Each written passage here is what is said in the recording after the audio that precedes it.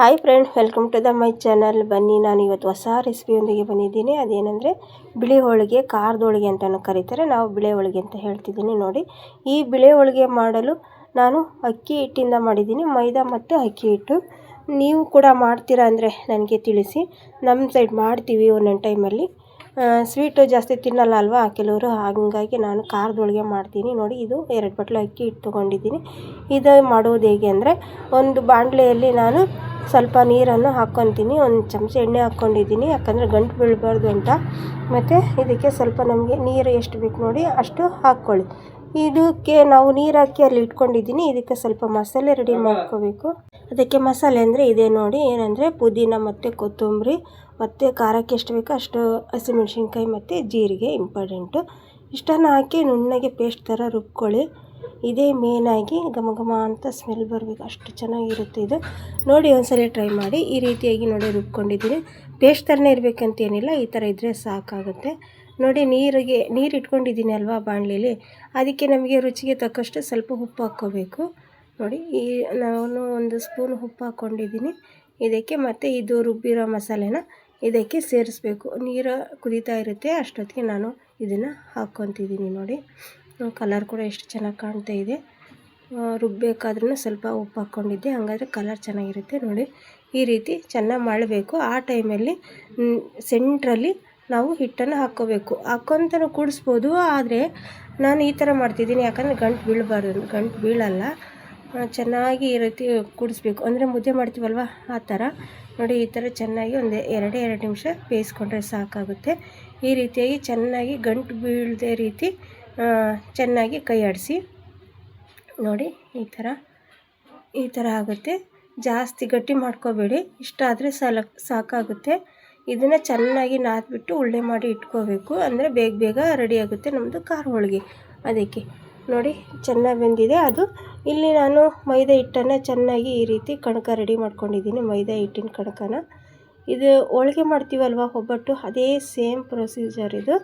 ಅದೇ ಥರನೇ ಸ್ವಲ್ಪ ಉಪ್ಪು ಹಾಕಿಬಿಟ್ಟು ಸ್ವಲ್ಪ ಎಣ್ಣೆ ಹಾಕಿ ಚೆನ್ನಾಗಿ ನಾದ್ಕೊಂಡು ಸೈಡಲ್ಲಿ ಎತ್ತಿಕೊಳ್ಳೋಣ. ಒಂದು 5 ನಿಮಿಷ ಇದು ಚೆನ್ನಾಗಿ ನೆಂದರೆ ಚೆನ್ನಾಗಿ ಉಬ್ಬಿ ಬರುತ್ತೆ ಒಬ್ಬಟ್ಟು, ಖಾರದ ಒಬ್ಬಟ್ಟು ಅಂತ. ನೋಡಿ, ಈ ರೀತಿ ಎಷ್ಟು ಚೆನ್ನಾಗಿ ಬೆಂದಿದೆ. ಈ ಥರ ನಾನು ಎಲ್ಲ ಉಳ್ಳೆ ಸಣ್ಣದು ಬಿಲ್ಲೆ ಥರ ಮಾಡಿ ಇಟ್ಕೊತೀನಿ. ಅದನ್ನೆಲ್ಲ ತೊಗೊಂಡ್ರೆ ಕೈಯೆಲ್ಲ ಇದಾಗುತ್ತೆ ಅಂತ ನಾನು ಇದನ್ನು ಈ ರೀತಿಯಾಗಿ ಎಲ್ಲ ಉಳ್ಳೆನೂ ಕೂಡ ಈ ಥರ ರೆಡಿ ಮಾಡಿ ಇಟ್ಕೊಂಡಿದ್ದೀನಿ. ಅಲ್ಲಿ ಕಣಕ ರೆಡಿ ಮಾಡಿ ಇಟ್ಕೊಂಡಿದ್ವಲ್ಲ, ಅದೇ ಕಣಕಕ್ಕೆ ಇದನ್ನು ಹಾಕಿಬಿಟ್ಟು ಚೆನ್ನಾಗಿ ತುಂಬಿ ತೊಟ್ಟೋದಷ್ಟೇ. ಸೇಮ್ ಸಿಹಿ ಒಬ್ಬಟ್ಟು ಮಾಡ್ತೀವಲ್ವ ಹಬ್ಬಗಳಲ್ಲಿ, ಅದೇ ಥರ ನೋಡಿ ಮಾಡೋದು. ಇದು ತುಂಬ ಕಷ್ಟ ಏನಲ್ಲ, ತುಂಬ ಈಸಿ ಇದು ಮಾಡಲಿಕ್ಕೆ. ನೋಡಿ, ಚೆನ್ನಾಗಾಗಿದೆ, ಚೆನ್ನಾಗಿ ನೆಂದ್ಕೊಂಡಿದೆ. ನೋಡಿ, ನಾವು ಕಣಕ ರೆಡಿಯಾಗಿದೆ. ನೋಡಿ, ನಾನು ಒಂದು ತೊಟ್ಟು ತೋರಿಸ್ತಾ ಇದ್ದೀನಿ. ಈ ರೀತಿ ಆಗಿದೆ. ಸ್ವಲ್ಪನೂ ಏನು ಕೂಡ ಅರ್ದಿಲ್ಲ, ಎಂಥದಿಲ್ಲ, ಗಂಟು ಕೂಡ ಆಗಿಲ್ಲ. ನೋಡಿ, ಸ್ವಲ್ಪನೂ ಎಲ್ಲಿ ಏನು ಮಿಸ್ಟೇಕ್ ಆಗಿಲ್ಲ, ತುಂಬ ಚೆನ್ನಾಗಿ ತೊಟ್ಲಿಕ್ಕೂ ಬರ್ತಾಯಿದೆ. ಈ ಥರನೂ ಮಾಡ್ಬೋದು.